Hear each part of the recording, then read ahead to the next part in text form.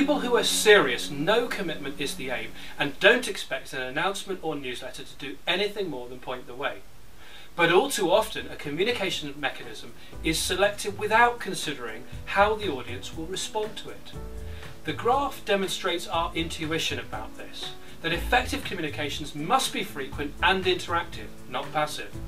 I've also included a table on the right, split into the same 4 sections, with some suggestions about how to categorise the many solutions you may be presented with or wish to consider in each category. Although this is not an exhaustive list, it should give you an idea.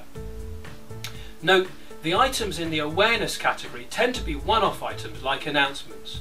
The understanding category tends to include some measures of repeated contact, so messages can be repeated or sequenced, like a monthly newsletter or a high-quality presentation, which may have been given as a one-off, but which will constantly be referred back to and reused. The acceptance category is where participation needs to be raised even further, even though this may be short-lived, like an event or influential meeting that will stick in the memory.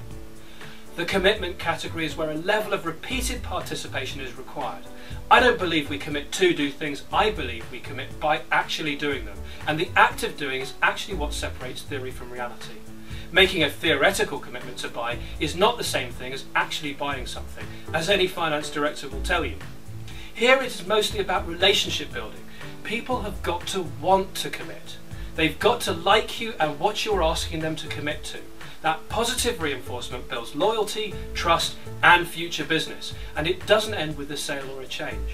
Remember, positive reinforcement comes afterwards too, in the form of reassurance that they've made the right decision and are now committed to something that will really be worthwhile for them. You may find you want to reclassify some of the examples I've put in this chart. That's absolutely fine. As an example, branded items or goods may do little more than create awareness if experienced as a one-off, but they can be classified much higher if the same customers repeatedly come into contact with them. Here, things like simple, clear strap lines or evidence of quality or service can build a strong understanding and, consistently delivered, can even generate commitment. The point is, the items can move depending on how you use them. I've classified them from a very general perspective to get you started fast. Now all you need to do is select items from each list that will be in your communications mix and either delete, recolour or reorganise the rest. Recolouring is a good idea because it shows you've considered and discounted various options. And it will educate your audience about the thoroughness of your working. It might also mean that your colleagues are less inclined to try to come up with something you haven't considered, just to show you how clever they are. It happens. You can go through it with your team and get them to reselect what they need and what they want now.